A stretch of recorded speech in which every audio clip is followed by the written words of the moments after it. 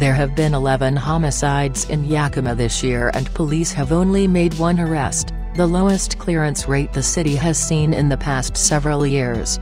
Possibly more than half the homicides are suspected of being gang-related or committed by gang members, a scenario often leading to dead ends in police investigations due to a lack of cooperation from witnesses, who usually are opposing gang members, said Captain Jeff Schneider. Gang members will want to take care of the issue themselves rather than have police involved, he said. They're not going to call us. Gangs instill fear into communities, creating a significant barrier to police investigations and an environment for crime.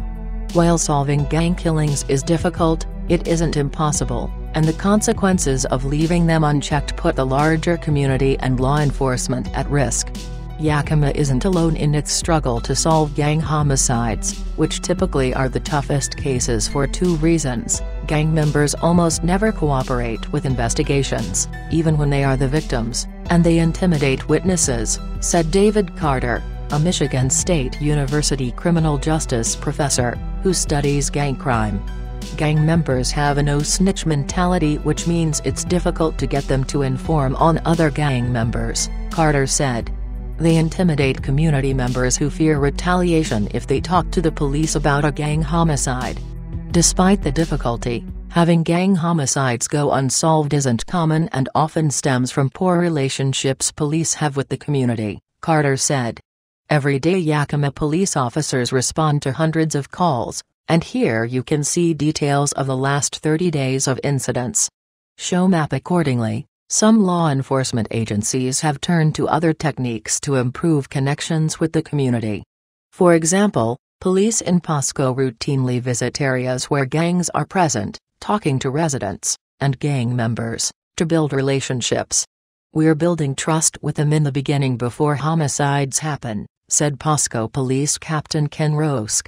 Tracking the cases of the 11 killings in the city this year, police have declared 3 gang-related, 2 possibly gang-related and 2 lacking enough evidence to determine if they are tied to gangs, even though each occurred in an area known for gang violence. Police say the remaining 4 homicides appear not to be gang-related. But among those is the April 6 killing of 25-year-old convenience store clerk Vikram Jarial, who had no gang ties. A gang member may have been involved in Jarial's death, police said. With the exception of the drive-by shooting of 14-year-old Cabin Smith, who was killed April 24 while walking near the intersection of Cornell Avenue and West King Street, evidence has been hard to come by in all the cases, Schneider said. Following an aggressive investigation, police arrested Luis Barrera, 23, on April 28 in connection with Smith's death. Barrera is charged with first-degree murder and has a status hearing November 1 in Yakima County Superior Court. Yakima's clearance rate for homicides has fluctuated in recent years, with 2016 mirroring the national average of 61.5%, but previous years show an uneven rate, according to statistics from the Washington Association of Sheriffs and Police Chiefs. Clearance rates are based on how often police are able to arrest or identify suspects in cases. Of the 13 homicides in Yakima last year, about half were gang-related. Police made 8 arrests for a clearance rate of 61.54%. In 2015, there were 7 homicides with 3 arrests for a clearance rate of 42.86%.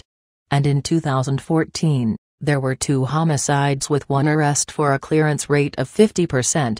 This year a combination of bad luck, and a lack of evidence and cooperative witnesses are working in the favor of the killers, Schneider said. For example, when Francisco Tinayero, 32, of Grant County was fatally shot at Sarg Hubbard Park on January 20, a nearby surveillance camera wasn't working, Schneider said. That's the kind of bad breaks we're getting this year, he said. Gang-torn communities. Yakima isn't the only community battling gangs. Pasco and nearby Franklin County also struggles with gangs but hasn't had a gang homicide in 2 years, Rosk said.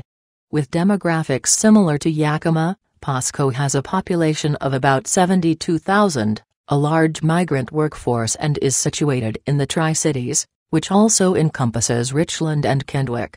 There are about 12 street gangs totaling an estimated 700 gang members in the Tri-Cities. Gangs are mobile and often move into different areas when police step up patrols, Rosk said. He credits a decline in gang homicides to an effort involving police, the courts and, even, code enforcement to curb gang activity.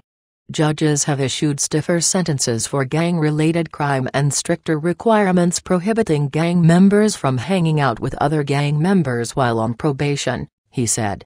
Police also have built relationships with residents in gang areas during patrols by talking with them and getting to know them in general, he said. Making frequent contact with residents in those areas, and even gang members themselves, builds trust with police, Rosk said. They do have a sense of community, though it may be different than yours and mine, he said of gang members. Rosk said the city's gang problem is nowhere near solved. Investigating gang crime is difficult for every community experiencing gang violence. There's no easy fix, but building relationships with residents in those neighborhoods only can help, he said. Similar efforts have been made here in Yakima, where there are about 750 gang members. Gang violence in the city did decline in 2012 and 2013 before increasing again the past 2 years. Several violent gang members were arrested, which led to that drop in gang violence, said Yakima Police Sergeant David Cortez, also vice president of the Northwest Gang Investigation Association. Now, there may be a gang or gang members seeking to take on a leadership role, a move that often involves violence, he said. Everything that they aspire, they're going to get it through the use of violence, he said.